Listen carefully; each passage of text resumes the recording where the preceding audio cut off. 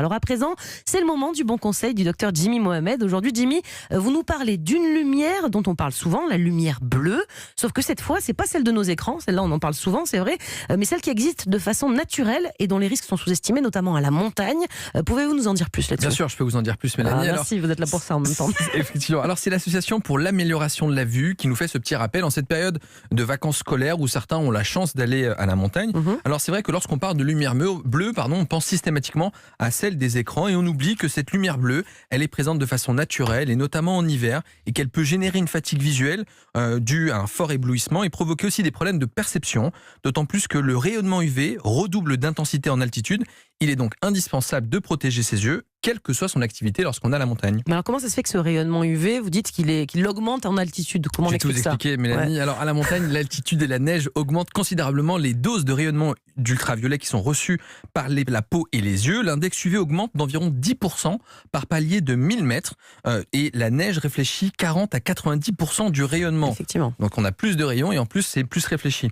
Même par temps couvert, les rayons traversent le brouillard et la neige et conservent malgré tout leur puissance alors que parfois on pense qu'ils sont atténués. Bon, comment s'en protéger, j'imagine ? Vous allez nous parler de lunettes, ça me paraît pas Rien fou. Rien ne vous échappe, Mélanie, c'est incroyable.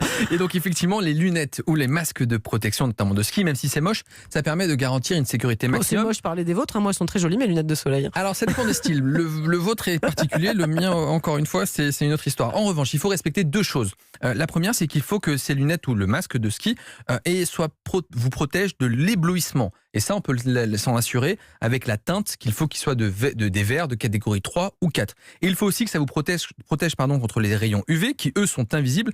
Et eux, c'est garanti par une petite mention qui sera gravée de préférence sur les branches ou à défaut sur une étiquette. Évidemment, on essaie d'acheter ces lunettes chez un opticien et pas au bazar du coin. D'accord, et donc on doit avoir une prudence particulière chez les enfants aussi, non ? Bah oui, parce que déjà c'est difficile de les équiper, ils refusent souvent de les mettre. Quand ils veulent les porter, c'est bien déjà. Ouais. Et en plus, les yeux des enfants sont évidemment plus fragiles et plus sensibles aux agressions du soleil. Et donc il faut leur mettre, quelle que soit l'activité, soit les lunettes ou le masque. Et on leur scotche s'il le faut, s'ils veulent pas le garder. Et donc il ne faut pas que ça se limite à la pratique du ski. C'est-à-dire que lorsqu'ils ont arrêté de skier, il faut leur mettre au moins les lunettes de soleil classiques pour toutes les autres activités à l'extérieur.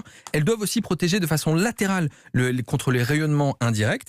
Et puis elles doivent être adaptées à la taille du visage de l'enfant, surtout que les plus jeunes ont une morphologie parfois du visage un peu particulière.